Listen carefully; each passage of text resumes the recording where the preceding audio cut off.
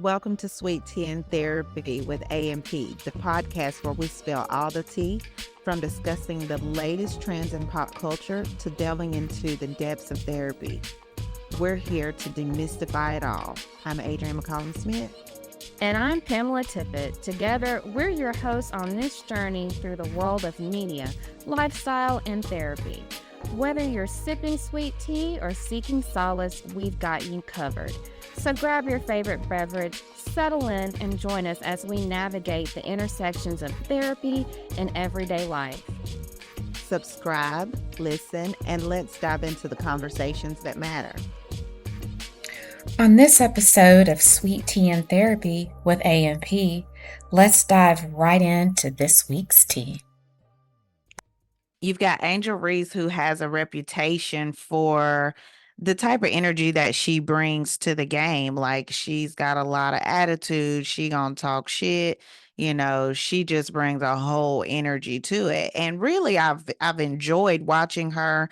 I feel like that energy, along with like some of her teammates, Flau'jae Johnson and some of the other girls, have really brought a lot of attention to women's basketball. And um so yesterday while they were playing, so you've got Camila Cardoso, who is on South Carolina's team, and she and Angel Reese are probably about the same size. They play in the same position. They're guarding each other. And Angel Reese is pulling hair. She is intentionally fouling. Like, it was very nasty. And I'm a little disappointed in how she behaved on the court, how LSU as a team behaved on the court on the SEC championship stage. Well, what ended up happening later in the game is Flau'jae Johnson, number 4 on LSU's team, she kind of throws her arms around a bit and shoves another player, or a player on South Carolina's team, and Camila Cardoso comes out of nowhere and pushes Flau'jae Johnson down. I mean, and it was a real shove. So Flau'jae's brother jumps on the court, fans are on the court, multiple. It took them 20 minutes to review what happened, to make a decision about what to do. Cardoso ended up getting ejected along with multiple other players, because the rule is if there's a fight, you can't leave the bench. And of course, everybody pretty much left the bench. So, South Carolina ended up winning, but we do think we might see them match up again in the tournament coming up, which Cardoso has to sit out the first round of because of what she did. And so I'm really interested in how this is going to go. And I saw the press conference afterwards, and I still wasn't very pleased with Angel Reese or really Coach Mulkey's response about how they behaved as a team. She still just kind of had like this real stank attitude and energy that I just wasn't a fan of. But Flau'jae Johnson, on the other hand, Coach Staley said in her press conference that Flau'jae came up to her afterwards and apologized for her part in it, and said, "Hey, this is not the player that I want to be, or this is not who I am." And I was happy to hear that, and I'm also glad that Coach Staley shared that in the press conference, because, like she said, nobody would have really known that Flau'jae did step up and apologize. And then I saw Camilla's apology. I did not think it was genuine. I think it was a PR move. I think that she should have directly apologized to Flau'jae, and it was just a really basic and generic apology. I'm not here for it, but I am going to be tuned in to the rest of this season to see how it goes. I'm not really a sports watcher, but I do sometimes watch highlights and things like that. I hear for you like some disappointment. Hmm. Is it because of who was exhibiting this behavior and the expectations or hopes that you have about these particular people's behavior? Yeah, because again, this is the first time I've paid that much attention to women's basketball Okay. because of Angel Reese and Flau'jae Johnson and how they just been dominating the court for the Yeah. last couple of seasons, right? Yeah. And it's entertaining, a little bit of that, swag. I'm not gonna let nobody, put me in a box kind of thing. I admire that. Um, I wish that I had a little bit more of that in me, but Hmm. I also feel like, and maybe this is something that I need to challenge, but I feel like at that level, you're an elite athlete. Hmm. And even at the college level, I think there's a level of professionalism. And Yeah. by now, you should have gotten plenty of lessons on sportsmanship. I agree. But I think the expectation that they should, because I know I get on my clients about the shoulds, like they should know about sportsmanship, which I'm sure that they do. But I think if they're triggered during a game or they haven't done the work to manage some of these, high pressure situations, which sometimes these folks have not. Honestly, I'm gonna sit here and say I'm not surprised by anything that you've said. I know of these people. I don't watch the games or on the court, but I see them through social media and on some platforms like that. And I know that they're elite athletes, but I also, what I start to do sometimes, people with Adrian, I just try to not have any expectations. And I know people like, oh no, but really just trying to see where people are. And just by seeing some of these people, I don't know that I expect. Here's the thing though. I might could even go. I mean, I get it, but I might could go with that if for one they have not played these girls before. This ain't nothing new. You know the type of energy that it's going to be. And so like I get getting triggered, but they came into the first quarter with the shit, okay? Okay. And I feel like somebody, somewhere, some leadership on that team, I'm gonna say should have I stepped don't up. disagree. I don't disagree. I believe that you're right. They should have. But we all know, I'm going to say it again about the should. Yes. And Yeah. I know. And you're right. You're definitely not wrong. But I feel like that's where we get let down and we get disappointed. And I think at the end of the day, they are basketball players, they're elite basketball players, but that doesn't translate into having necessarily good sportsmanship or Good necessarily the attitude. good attitude or even good leadership skills.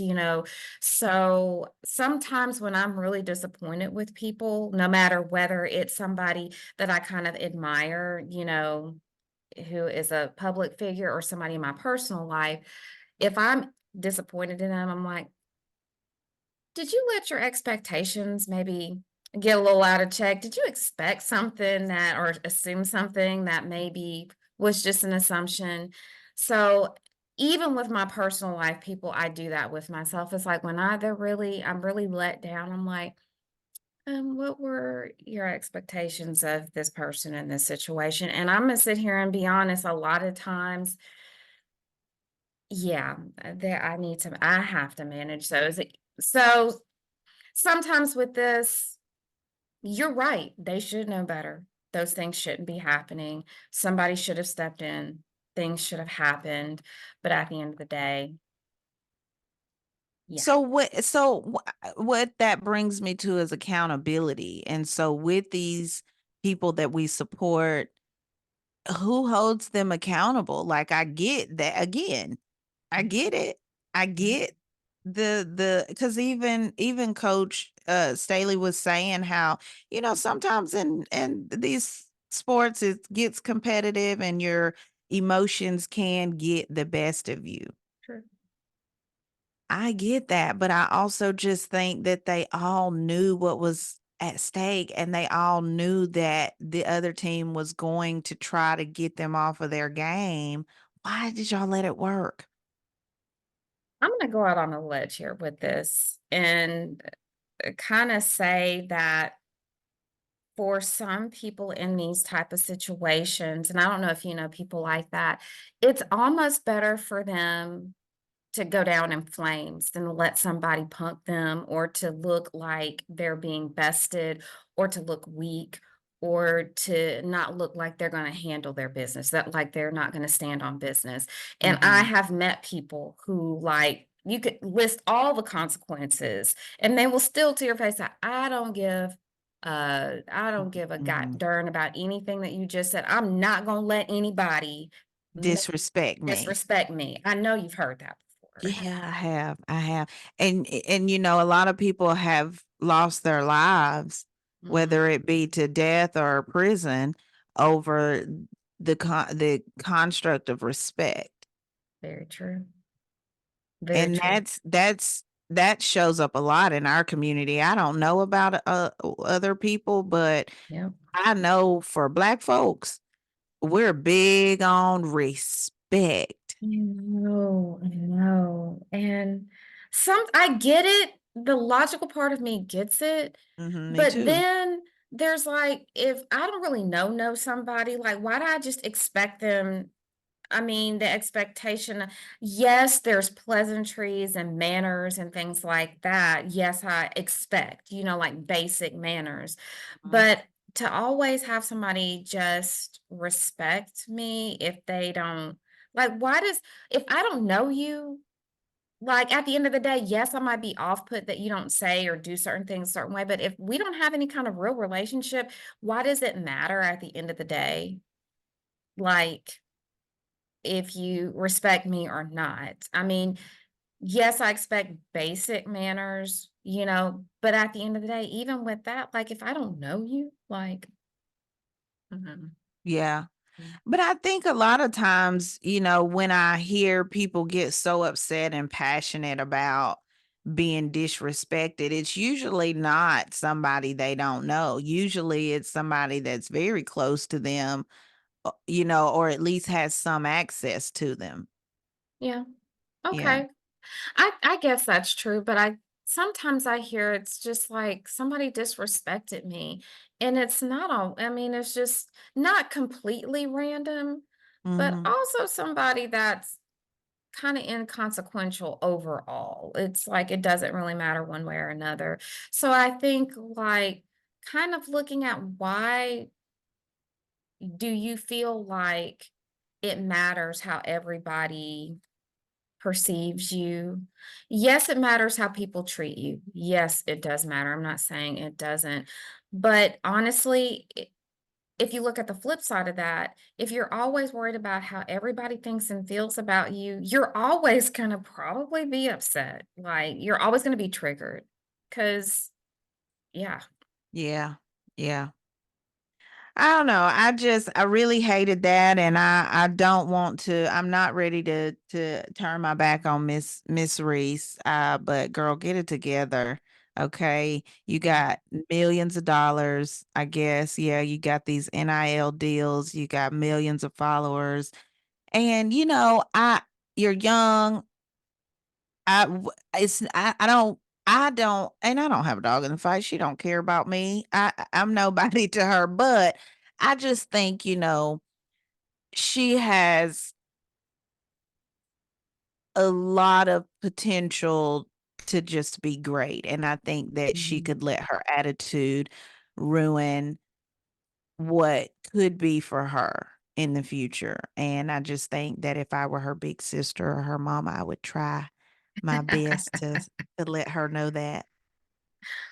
I think that's what, I talk about the Hot Mess Express all the time. And I feel like it might be one of those things where, I'm not saying she's on it because again, I don't know her either. I know of her through, her having this public platform, but some people just have to do what they're going to do. Yeah. They have to ride the ride and they have to like walk their journey and see where it takes them. And I think too often with what you're seeing with behavior, if there's no real current consequences, there's not a lot of motivation to be or do anything different. So I think that's a big part of, her, this is her journey and let's see where it takes her. Yeah. And Um, some I of it is a part of her brand, I think, maybe that, I agree. I yeah. agree. So I who's could on the Hot Mess Express this week? Who is on the Hot Mess Express this week? Well, I've seen a couple of things, and I think one that really sticks out for me is, have you heard? I don't really know about this person. No, now I just see them. But that lady, I think she was a basketball wife, Drea, whatever, the Oh 39-year God, old, and yes. she's With pregnant the with. 22-year-old. Oh, Yeah, I mean, I'm gonna go out on a ledge and say I think this is a Hot Mess Express ride. I could be wrong, I don't know. But I see this and I wonder, especially learning that she has a son the same age as as her baby Zaddy. It seems like she might have gotten her ticket aboard the Hot oh, Mess Express. girl, So I ain't know that part. I don't think I knew her yeah, son was the same age. he is. Oh, yeah, she's on the ride. I just and then I mean, they're possibly in love and whatnot, but you've got a son. Imagine, like, even if you didn't and you have a daughter, just like, I mean, imagine this. And what's the long game for something like this? And for her, that young man, I forget his name. Do you remember his name? Is it Trey Young? I don't want to lie. What's her? Let me look it up real quick. Uh, Okay. I don't think it's Trey Young. Let me see. Drea, baby daddy. Oh, Jalen Green. Okay. Jalen Okay. Green. Sometimes, like you talked about Angel Reese, you're wondering where are your people? Did somebody, does somebody, pull them aside and say, hey, but again, like with the Hot Mess Express, people got to ride the ride, right? They've got to ride the ride Yeah. because within that ride, you learn things that maybe you didn't know. And I think everybody's just going to have to ride the ride. But sometimes I hate to watch it, especially, Mhm. you know, for, even for her, even for her, because kind of seeing some of her background and her dating history, it's like I see that person needing something. Um, Yeah. everything from money to love to relevancy. I see that person needing something and doing these things to maybe get their needs met when there's so many other, ways that Ways. would, Mhm. yeah, yeah, yeah. I think this is also her type of lifestyle, I'll say, is glamorized and Mhm. condoned. And it's kind of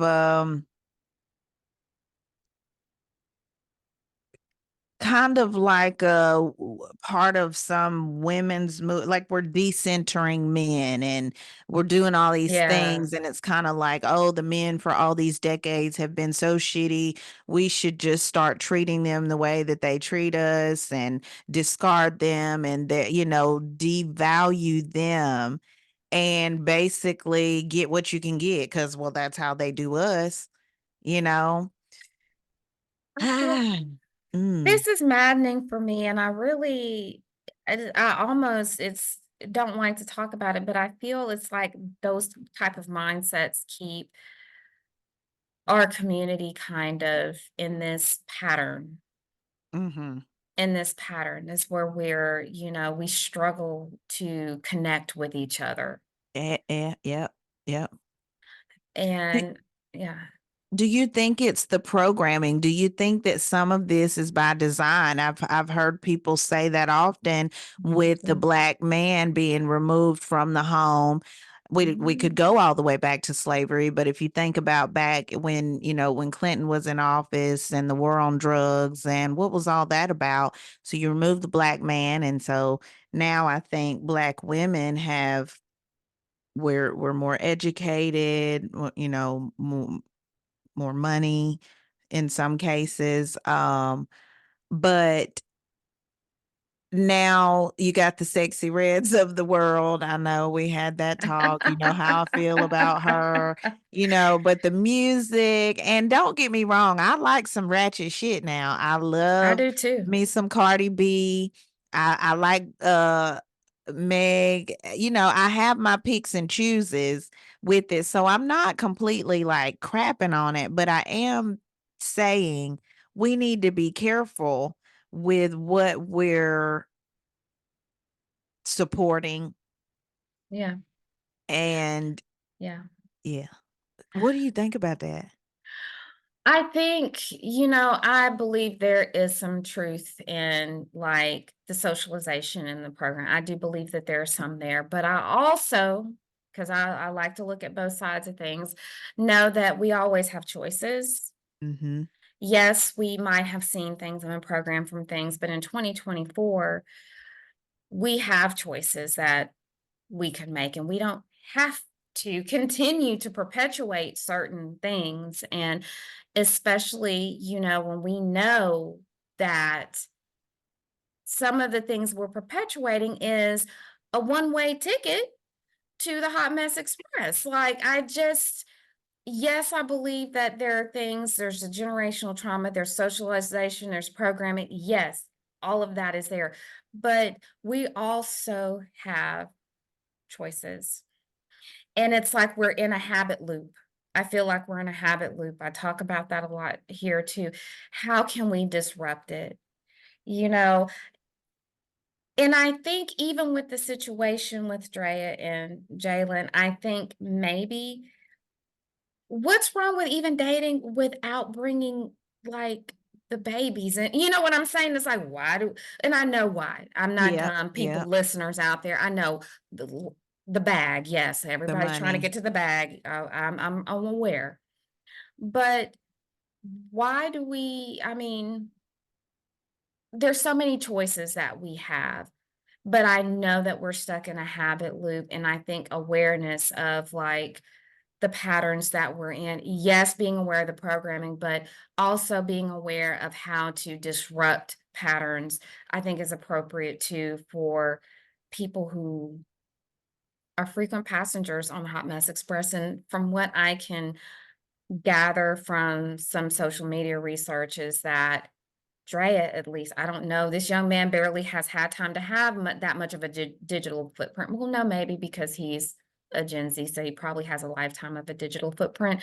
But she has definitely a track record of, you know, being a regular passenger on this ride. And sometimes when I see people like that, I'm wondering, you do EMDR, like where's the trauma? Where There's a is, trauma. yeah, Yep, what's yep. happened here? And because there are many other choices she could be making, but she makes a lot of similar ones over and over. Right. So yeah, those are my Hot Mess Express passengers from this week, and it's really been unfolding. And I didn't know a lot about her, but Yeah. with this happening, this coming out, her announcement over the past week, I didn't realize that she was a frequent passenger. Yeah. Yeah, you're right. It's for the bag, and I do think she has been a frequent passenger because even she must have, does she have more than 2? Because there was another, she got somebody else, her first baby's daddy or whoever that was also, I think, a basketball player. Um, Yeah, I don't know. they're all like everybody I think she's had a baby by is like a rapper, an athlete or something like that. So, um, I just But where are his people too? Like, we're that's what talking I said. about, Where are his oh, people? yeah, yeah, like, okay. Yeah, all of that. It's just, I okay. wonder, like, maybe for somebody that age, maybe being with somebody like her is a flex. I don't know, you know. And I know for a lot of people like that, having babies are like little, I don't know. Well, We, Nick Cannon, I guess maybe we're gonna have a bunch of that around here now. That's cool. I just, we're in a pattern. And I think this pattern makes all of us, can put all of us on this ride. When are we going to get off, people? When are we going to get off? Because yes, there are things that play against us in Western culture in our society, but we also can, we can do some things different. We So can do better. when are we going to get off, people? So that's what I have for the Hot Right. Mess Express today. Right. So, yeah, if you guys listening have anybody that you think is a frequent passenger on the Hot Mess Express that you have not acknowledged or know about, let us know. Comment on our Instagram. Let Mhm. us know who you think is riding. All right. Well, everybody, since we have talked about the Hot Mess Express, that's going to be my reflection for this week. We have a whole segment about this particular reflection today. Why? Because the Hot Mess Express is familiar to us all, even if we don't like to admit it. We often don't even realize that we're getting a ticket on this ride, or even how much of a mess the ride actually is when we're getting that ticket until it pulls up at its destination. And the Hot Mess Express only has one destination, which is Trouble Junction, and when the shit hits the fan station. Mhm. However, this ride is often necessary for each of us to get to the place of full awareness. We Mm. often have no idea what we need or how to get it without this eye opening journey. Fight as we may, it's possible that we will all take a ride on the Hot Mess Express at some point or other. Hopefully, when you arrive at your destination, you will be ready to begin a new journey of growth, understanding, and possibly even change. I love that. So you think the Hot Mess Express is basically essential for most people to find themselves fully? I think so, because what the Hot Mess Express does is it takes us and puts us in a discomfort place. And I think discomfort is what is a catalyst for change. Think about all the times that you made a change about whatever it was. It usually came out of some kind of necessity or need. And the Hot Abs- Mess Express definitely is, will get you to that place very quickly. And even in working with people, even when we're talking about positive, proactive ways to be, I have watched people set aside everything they learned and just wait for shit to just get bad enough. And then they do something. So I've come to learn the value of this ride personally and therapeutically. So, Absolutely. I've certainly been on it. And so, yeah, speaking of discomfort, today my therapeutic moment is about recovering from betrayal. mm, And so, in the shadows of betrayal, where trust feels like fragile glass, there exists a strength within you waiting to be discovered. It's okay to feel the sting, the disappointment, and the ache. Recovery is a journey, not a race.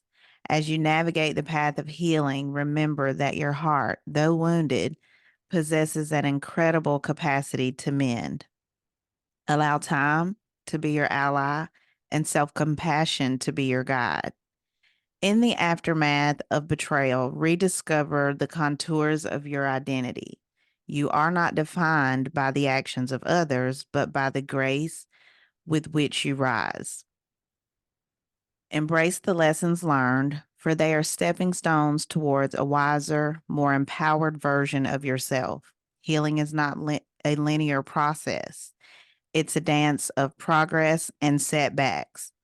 Honor your emotions, but don't let them shackle you to the past. As you mend, consider forgiveness is not a gift to the betrayer, but as a liberation for your spirit. Look to the future with hopeful eyes, for within the ruins of trust, you have the power to rebuild. Your strength is your own, your resilience a testament to your spirit. In recovering from betrayal, you unveiled the masterpiece of your own endurance, painting a canvas, of renewal and self-discovery. May your heart find solace, your spirit find peace, and your journey toward recovery be adorned with the blossoms of newfound strength. I love that reflection because you hit on something that's so essential for healing, and that's forgiveness. And the fact that forgiveness is for you. Mhm, And I think that's important to remember whenever you're dealing with big things like betrayal. mhm. Mm. And that can be hard, Mhm. it Mhm. sounds easy and it sounds simple enough until you're the one on the other side of the betrayal. And so it is absolutely a process. And I love Mhm. that it talks about time being your ally and self compassion your guide, because that's what it takes. Mhm. And in doing therapy with clients, a lot of times they don't understand initially the process. It's, Mhm. often that the expectation is, I'm going to come talk to you a few times and you're going to tell me how to fix me.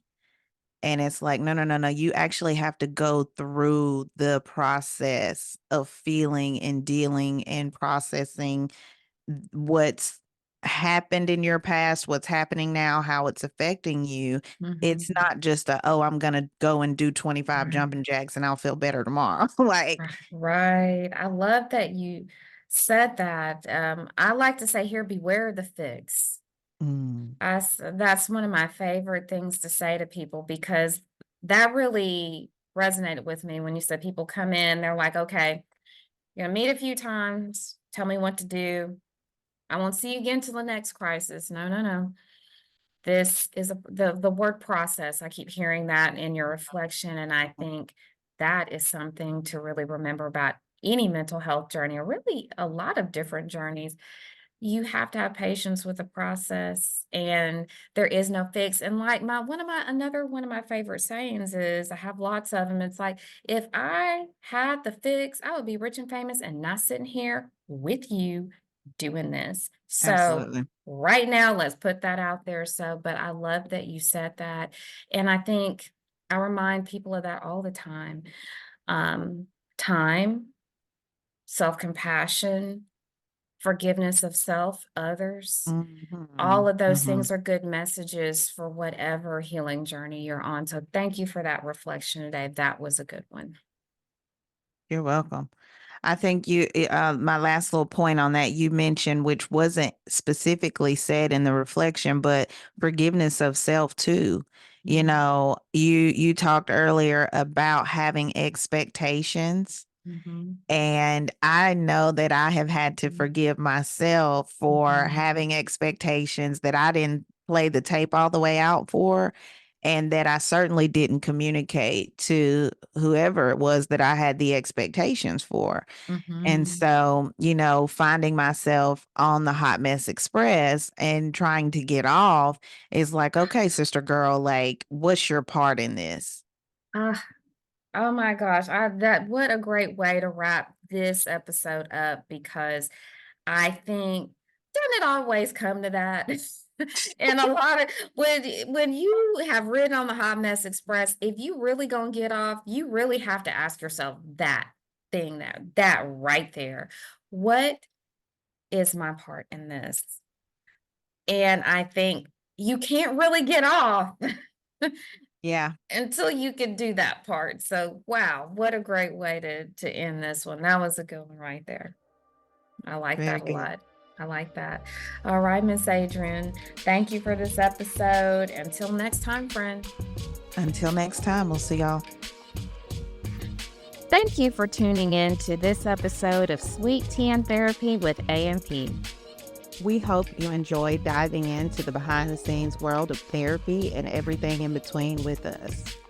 Don't forget to subscribe, leave a review, and join us next time for more candid conversations and a fresh brew of tea. Until then, take care, be kind to yourselves, and keep sipping on that Sweet tea.